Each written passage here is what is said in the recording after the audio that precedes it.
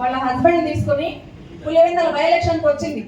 అక్కడ తను సొంతంగా రూమ్ తీసుకొని 1 నెల రోజు ఉండి భారతమ్మ గారితో తన బిడ్డను చూసుకుంటూ క్యాంపెయిన్ చేస్తుంది జగనన్న కోసం. ఆనాటి నుంచి ఈనాటి వరకు జగనన్న చేయి వదలకుండా జగనన్న వెంట నడుస్తుంది. అది కళ్యాణమ్మ గారంటే. ఈనాడు కూడా ఎవరు మాట్లాడితే ఏం చేస్తారో నిజంగా కదా, ఎవరైనా బయటకు వచ్చి మాట్లాడితే మా రేషన్ కార్డు పీకేస్తారేమమ్మా, మా పిల్లలకి ఏమైనా రాకుండా చేస్తారేమమ్మా, మేమేమో జగనే, కానీ బయటకు వస్తే ఏం చేస్తారో అనే భయపడే ఈ కాలంలో కూడా పెద్దల సభలో లోకేష్ బాబుతో సహా అందరినీ అల్లాడించింది కదా. ఇలాంటి వాళ్ళు మనం ఇన్స్పిరేషన్ తీసుకోవాలా. అంతలా కాకపోయినా కూడా మనం కొంచెమైనా మాట్లాడాలి. మనం మాట్లాడితే ప్రశ్నిస్తే అవతల వాడు తగ్గుతాడు. ఎప్పుడు కానీ ప్రశ్నే, వాళ్ళ దగ్గర సమాధానం ఉండదు కదా, మనం ప్రశ్నిస్తే సమాధానం ఉండదు.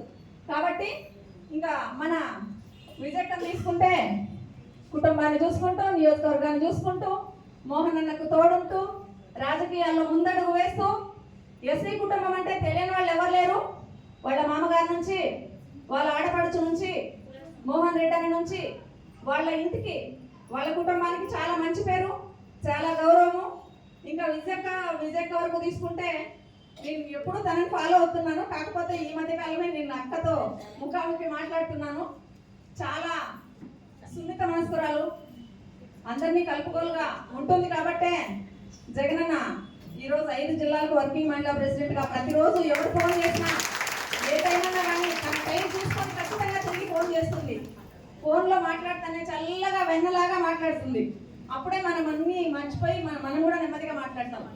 ప్రతి విషయానికి పరిష్కారం చెప్తుంది. మనం ఏమన్నా చెప్పినా తనకన్నా చాలా జూనియర్స్ రాజకీయాల్లో, వాళ్ళ కుటుంబం ఎప్పటి నుంచో ఉంది, అయినా కూడా శాంతంగా వింటది, మనందరికీ తోడుగా ఉంటది. మనందరం ఈరోజు మనం జగనన్న కోసం పోరాడితే మన కోసం వీళ్ళంతా జగనన్నతో సహా మనకు తోడు ఉంటారని నేను మాటిస్తున్నాను. మనము ఎక్కడ తగ్గదు, మనం తప్పు చేయడం లేదు, మనం నిలదీయాల్సిందే. అందరు నిలదీద్దామా? ఈరోజు ఈ ప్రోగ్రామ్ అయిపోయినాక రేపు మనకు ఒక ముఖ్యమైన ప్రోగ్రామ్ ఇది గుర్తుందా? రేపు కర్నూలు జిల్లాలో మన పెద్ద ఆయన పెద్దలు స్వర్గీయ రాజశేఖర రెడ్డి గారు చనిపోయిన రోజు. ప్రతి ఒక్కరు కూడా ఈరోజు అయిపోయినా రేపు అందరూ ఆ కార్యక్రమంలో